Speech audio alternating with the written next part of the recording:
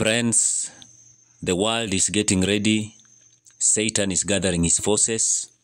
We have been presenting the message of the New World Order according to the scriptures. The final agenda of Satan to rule the world through the New World Order. Final attempt to overthrow the kingdom of God and to set up the mark of the beast. The Bible says in Revelation 17 verses number 12, concerning the New World Order, it is written, "And the 10 horns which thou sawest are 10 kings, which have received no kingdom as yet, but receive power as kings 1 hour with the beast. These have one mind, and shall give their power and strength unto the beast.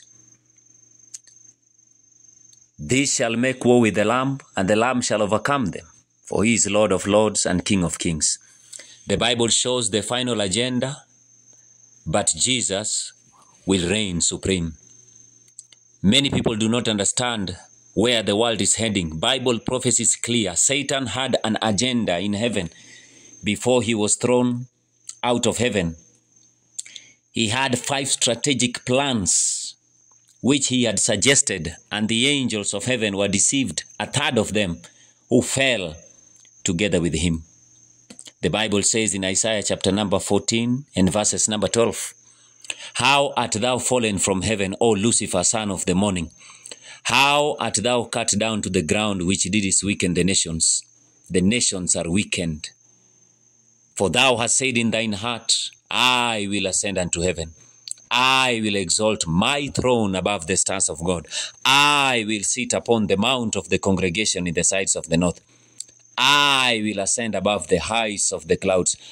And finally he said, "I will be like the Most High." So, if the church and the Christians who are true to the Bible and the scriptures and the voice of God will be quiet, then the stones will pick it up from there. We have done our part. The United Nations has set the Vision 2030. Everyone is watching. Some are not clear of what is going to happen. The nations of the earth are being taken captives. The religious world is silent. Take a listen to what is happening to the nations of the earth, including our own country, Kenya. I want you to listen to what the stones are saying. These may not be necessarily Christians, but these are faithful citizens of this country. Listen to what they are saying, and then we'll come back. Fellow Kenyans, Steve Mbogo hapa. Now, basically, I just wanted to touch on a few issues. I'm one person who believes that you can never find a solution to any problem you're going through as a country if you don't understand the root cause of these problems. Now, you'll agree with me that the entire country is in shambles in terms of people's emotions and the feelings. You know, people feel betrayed, people feel the cost of living is gone up. You know, they were promised so much and they're not getting anything.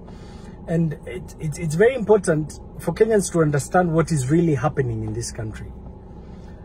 Without doubt and fear of contradiction, I'll tell you that the entire Kenyan systems, from the political to the economic, I'll say even probably the social systems, have been taken over by the globalists. Today, as we speak, the globalists control our entire political system, policy systems, and the economic systems. When I talk of the globalists, I'm talking of the IMF, I'm talking of the World Bank, I'm talking of the World Economic Forum. And we have to understand what these people are and what their intentions are in the long run. Now, I'll take you briefly towards the history so that you understand where I'm coming from.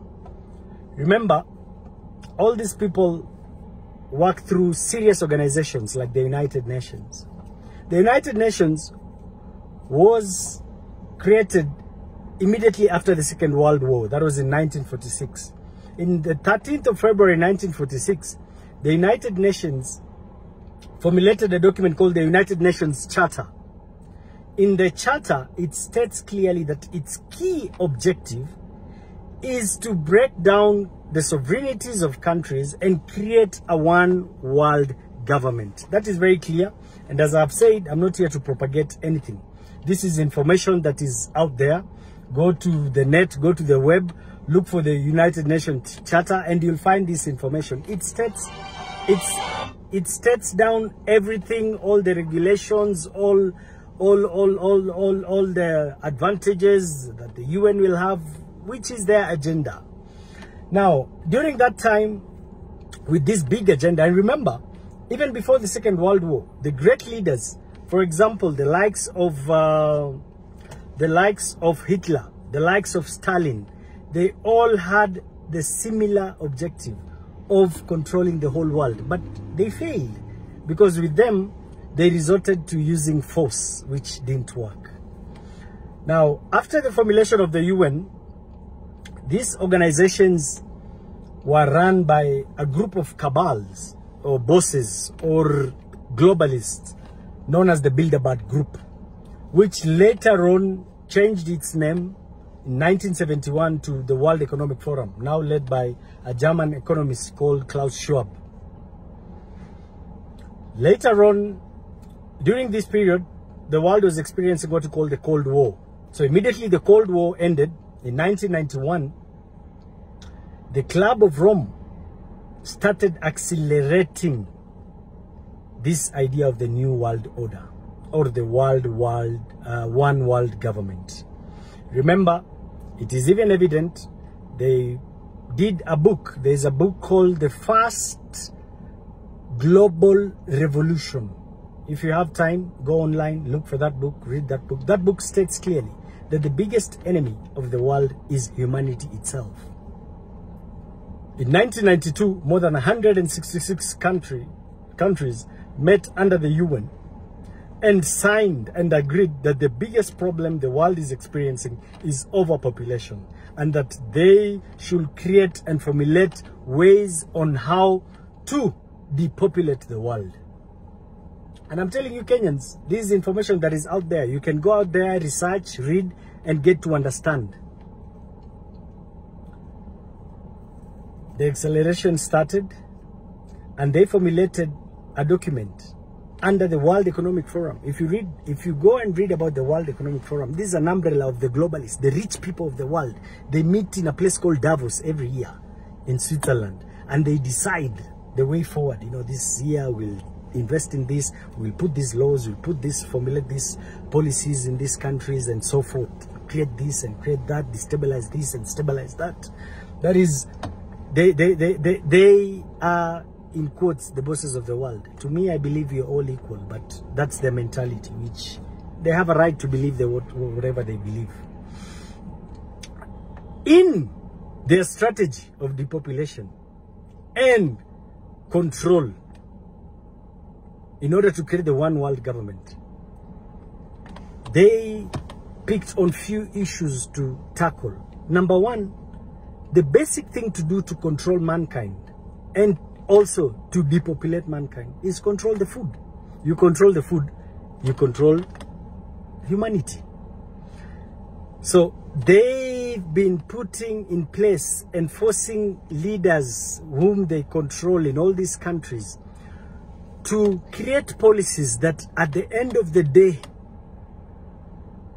will frustrate the citizens, will create food shortages, and will end up creating hunger, starvation. Hence, depopulation will be there, either in the form of malnutrition or lack of food. And these things are coming. I'm not joking.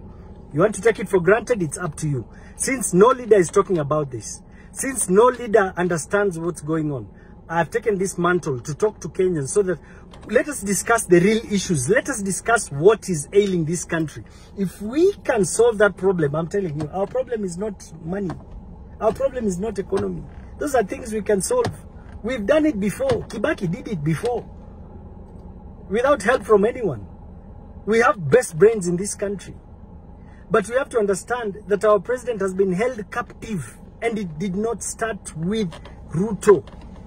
If you look at all these policies, the implementations started during Uhuru's time.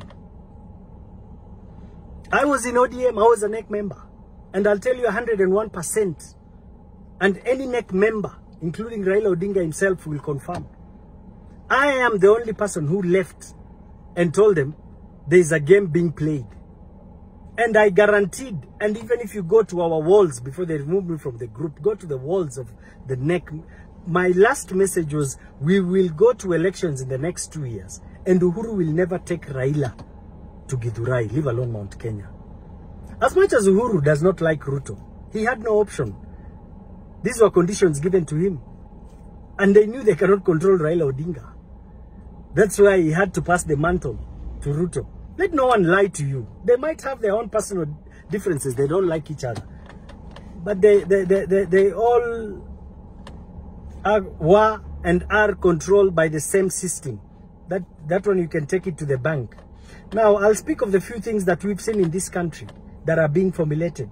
I've told you, the New World Order agenda aims to control the whole world by creating a one world government. When I talk of a one world government, I'm talking of one government, one president, one army, one judicial system, you know, and it trickles down. For them to do that, they came with a formulation document. Number one, control the food. Number two, identity.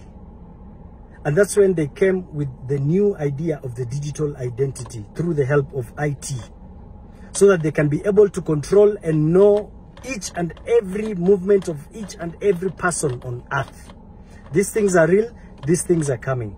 Now let me touch on food. How are they going to do it? It's through formulation of policies. They came up with the agenda of climate change. What does climate change has to do with agriculture? Number one, with the climate change formulation policy, it says agriculture in itself is what is creating the changes in climate. Number one, they're bringing in restrictions on nitrogen fertilizers. Number two, we have seen in Kenya here, even from Kinjuri's time, when he formulated what we call the strategy document, when he was the minister. Today, it is illegal to share seeds. So even organic seeds, if I'm to give my neighbor for him to plant in his 100 acres, it is illegal. We created policies to allow foreign companies to come and patent their seeds here, which you're not supposed to buy from anyone else apart from them. And mark you, majority of these seeds are genetically modified seeds, which, number one, are very expensive to buy. I'll dare you, go on Google, Kenyans, just check the price of tomato seeds, GMO tomato seeds. The cheapest you'll get is about 10 million shillings per kilo. The best quality is about 50-60 million shillings a kilo of tomato seeds. So what does that mean? If you're forcing me to buy these seeds as a normal farmer and I can't afford 10 million, what is the next thing I'll do? I'll abandon farming.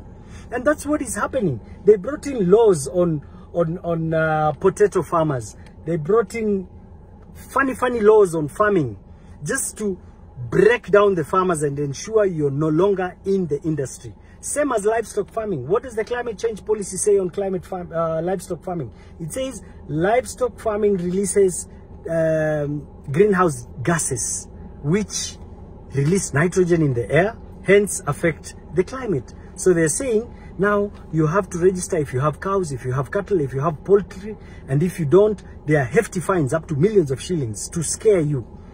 All these things are done by design because they want to control the food. Remember, I have told you, in the World Economic Forum, in the New World Order agenda, they state very well that the idea is no one should own anything. The entire land, the entire farming should be owned by the corporations. So my friend, when you're busy talking about this housing project, the housing projects is a must for Ruto to do them because he's been told he must do them, simply because in the next few years, there's no farmer who will be able to farm in this country. And the next thing they'll do, they'll give you offers. They'll offer you money for your farm. Once you hand over your farm, They'll give you an offer. They'll tell you, by the way, we have an apartment which you can get at a better price. You've heard words even from the president himself where he says, I think it is time people should leave rural areas and come to urban areas. We need to free up space for farming. Free up space for farming. You know, some words like building back better. You know, building back better. Go on YouTube, just type build back better. Go on Twitter, build back better. You'll see the people who mention that word and what they say. They are all aligned to this agenda. They call them sustainable development goals. It's not sustainable, my friend. All they want is total control. I will tell you, as a Kenyan, as a patriot, someone who cannot be bought, and it's sad, no leader is seeing the angle in which this thing is being directed. So, my friend, stop asking about the housing projects and all that. All those houses are meant for all those who will lose their land. That's why there's no structure. That's why even the MPs, that's why even the Attorney General comes and says he knew nothing about this housing thing, you know, because it is above his level. It is being done by the cabals, and it is through policies. MPs, please, I know how they control you, but please, before you amend and pass these bills, read them. Read them. When you go to the United Nations Charter, most of the countries in the world have even signed that they are going to surrender 30% of the land to the UN for the purpose of conservancy, to preserve climate. Today in Kenya, laws are coming. You know, read, laws are coming to give the government powers for compulsory acquisition of land. You know, they come to Kitui and say, now the entire Kitui, we need to do some conservancy here. So you people have to leave. Compulsory acquisition, and you are offering 10 shillings per acre, or 10 million per acre, or 1 million, or free. You know, it's government, my friend. So these things are there, and it's the UN saying it. They're giving them the way forward. The path is being created by them. Now, once you control the food, it means hunger will come, people will be frustrated. You've controlled the food. Number two, control their economy, frustrate them economically. Look at this country for the last 10 years. When did you last hear of a success story? There's a businessman who started a business and is doing well. You can't do well because the system have been made to break us completely. Who formulated the law that you can't withdraw 1 million or deposit more than 1 million shillings? When Ruto was campaigning, he said he will make sure he opens up that law. Why has it not changed? Why is it the one who was in charge of treasury during Uhuru's time and the one who was in charge of central bank, why is it the same people who we said and cast them that they've brought down our economy? Why is it that when Ruto came in, they didn't bring in new people? They just swapped them. Tuge went to the other side and Njoroge went to the other side.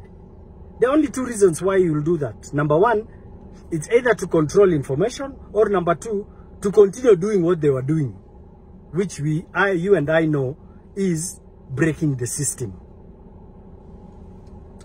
Number three, now once you create all these, people will die of stress. You know, many people, look at the mental cases going on in the country. Look at the diseases. Look at the pressure people are going through economically. People are frustrated. People are, you know, it's like people are going crazy. Now you cannot even farm. There's no food. There's nothing. What next? Now that we've started dealing with the numbers, we now need to control them. How do we control them? We control them through the digital ID. Remember, very soon, this entire economic system, the dollar system, the world reserve system is going to collapse. There's going to be an introduction of the new CBDCs. They're called the central bank digital currencies. We are all going digital. It's like the Bitcoins, you know. And the digital currency will be attached to your digital identity. So, my friend, you break the rules, like you say things against the government. For example, what I'm saying, you can't use your digital currency anywhere. You go to a shop to buy sukuma wiki, you're told mteja hapatikani kwa sasa. So you understand what I mean. You know, you can't travel, you can't move, you're told you can't leave Nairobi. Out of Nairobi, my friend, your digital currency cannot work, so you cannot survive. So those are the things that are coming. And how will they do it? It's very simple. How do you do it? You create chaos. How do you create chaos to make people adapt the digital ID? Because some countries, people rebel. So what do? Open the borders. Free visa. Open the borders. Because, you know, the moment I open the border, all that will come in an expectation, in a year or so, chaos will erupt. Then the government now will come as a good Samaritan and tell you, oh, please, because there's so much crime in this country, we now need compulsory acquisition of digital IDs to everyone so that we can know each and everyone. And my friends, you will get that digital ID. And once you get that digital ID, you are in jail. Slavery is coming back, and this is real. I'm saying it from the bottom of my heart, and I'm saying I'm not propagating anything. This is information that is out there. Go read about the Davos agenda. Go read about the World Economic Forum. Go read about the New World Order. Go read about the UN Charter, and you'll understand where we are heading to. That is what is happening, my friends. That is what is happening. Not once, not twice, not thrice. Your president himself, he's told even his leaders. I watched when they had the PG at State House. He said, my hands are tied. Now, he's the senior most civil servant in the country. He's the boss. Who else can tie his hand? And he's the boss of all bosses in this country. It is the globalists. And they've taken over. And I think he needs help. I think he needs help. You know, we should not just ambush him. I think that man is suffering and he needs help, because it's a point of no return. Today, you've seen, yesterday they were in Uganda. Raila is opting out. And remember one of the last interviews Raila did, he said, I've realized it's not Ruto who stole my elections. My elections were stolen by some people who have interests. Now it's me telling you, because they're always scared to say. They're always scared to mention those names. Because the few leaders who mention, you know the story of our neighboring presidents who died funnily. You know, you go, yeah, we know them, you know them. You go against them, they deal with you. Anyway, people like us, personally, I'm not scared of anything. The worst thing in life is, there's one old man who told me the richest place on earth is the grave. Because beneath the grave lies so many ideas, lies so many eye-openers that did not utilize the time when they were alive. So I decided to use this time just to talk to my fellow Kenyans. The worst thing is when our kids will grow up and find we live a beautiful country like this where our forefathers died, poured blood for us to have this slavery, this beautiful country, and we're leaving it to the dogs, you know. It's so sad, you know, when our kids will be asking us, Daddy, Mommy, where were you when all this was happening? We have to start speaking now. The media, focus on the right issues. The media, don't be scared. What we are saying is, let us talk about the fundamental. Let's cascade down to the roots and know the real causes of our problems. And that's when we'll find a solution. The few leaders who've been there and been trying, I want to applaud one, Okia Omtata. But you seem not to recognize him, you know, because he's a nobody. We are meant to believe that in opposition it is so-and-so is supposed to talk, and so-and-so is supposed to talk. My friend, every Kenyan has something to say. Even a beggar on the road can save your life. Information is power and knowledge is king. So Kenyans, I urge you and the media, from today, start researching. Start reading about all this agenda, the New World Order agenda, the Agenda 2030, the World Economic Forum. Read about the UN Charter. Read about the globalist agenda, and you'll understand what is happening in Kenya is the same thing that has been happening all over. Today, for the whole of last 2 weeks, you've seen farmers in Germany, in Spain, in Holland. They were all demonstrating. Why were they demonstrating? Because of similar policies. Land is being taken from them. Now it's being owned by the globalists. They set policies where they snatch the land from them. And that is what is coming in this country. It is coming. So are you ready? The question is, are you ready? Anyway, if there's any leader, any person who disputes what I'm saying, I'm ready. Call me for an interview anywhere. CNN, BBC, Al Jazeera, Kameme, call me. 1-on-1, 2-on-2, even the president himself, I'm ready to sit with you. Challenge me, I challenge you. I'm doing this for Kenya. Kenya is my business and my business is Kenya. Thank you, Kenyans. Kazi yanze.